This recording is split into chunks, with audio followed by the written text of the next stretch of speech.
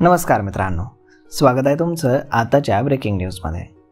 मित्रांनो, कोरोना महामारीनं जगभर 2020 मध्ये हाहाकार माजवला होता। ही भीती अजूनही लोकांच्या मनातून गेलेली नाही।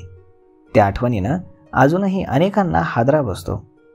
आता चीनमध्ये आणखी एका विषाणूची बातमी जगासाठी डोकेदुखी ठरली आहे। भारतानं त्याबाबत खबरदारी घेणं सुरूही केलंय। केंद्रीय आरोग्य मंत्रालयानं म्हटलंय की चीनमध्ये श्वसनाच्या आजारांच्या प्रकरणांमध्ये अलीकडे वाढ होतीये, त्यामुळे काळजी निर्माण करण्यासारखी परिस्थिती आहे। यामध्ये मानवी मेटाप्न्यूहोम व्हायरसमुळे होणारे रोग देखील समाविष्ट आहेत। भारताच्या आरोग्य मंत्रालयानं त्यानंतर एका निवेदनामध्ये मंत्रालयानं जोर दिला की चीनमध्ये सर्व काही ठीक आहे।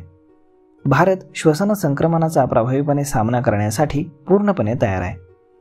आरोग्य मंत्रालयानं चीनमधील परिस्थितीचं मूल्यांकन करण्यासाठी एक बैठक घेतली।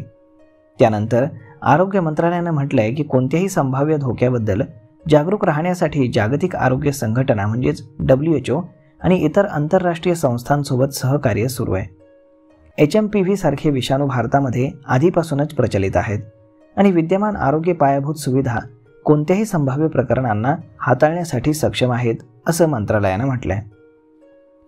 आरोग्य मंत्रालयाने सांगितलंय की भारताकडे यंत्रणा तयार आहे। देशातील आरोग्य सेवा संसाधनं श्वसनाच्या आजारांना तोंड देण्यासाठी सुसज्ज आहेत। तसेच नागरिकांना काळजी न करण्याचं आवाहन करण्यात आलंय। दरम्यान चीननं देशामध्ये फ्लूचा मोठा उद्रेक झाल्याचं वृत्त फेटाळलंय। चीनमधील रुग्णालयांमध्ये रुग्णांची गर्दी होत असल्याचा दावा केला जातोय। त्यावर चीननं म्हटलंय की दरवर्षी हिवाळ्याच्या काळामध्ये श्वसनाच्या समस्या उद्भवतात, परंतु गेल्या वर्षीच्या तुलनेमध्ये या प्रकरणी नोंद जास्त झालेली नाही, त्यामुळे कुठलेही गंभीर प्रकरण नाही। चीनच्या परराष्ट्र मंत्रालयाचे प्रवक्ते माओ निंग म्हणाले की उत्तर गोलार्धामध्ये हिवाळ्यामध्ये श्वासोच्छवासाच्या समस्या या शिखरावर असतात। चीनमध्ये प्रवास करणं सुरक्षित असल्याची ग्वाही देखील त्यांनी दिलेली आहे। तरीही लोक मात्र घाबरलेले आहेत, कारण लोकांनी घेतलेला आहे कोरोनाचा धसका।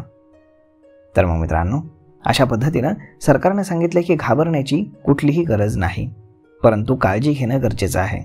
त्यामुळे तुमच्या आसपास जर श्वसनानं त्रस्त अशी एखादी व्यक्ती असेल किंवा तुमच्या घरामध्ये असेल तर तिला रुग्णालयामध्ये नेऊन त्याची तपासणी करून आणावी। तर मग मित्रांनो, हा व्हिडिओ, ही माहिती तुम्हाला कशी वाटली हे तुम्ही आम्हाला कमेंट करून नक्कीच सांगा।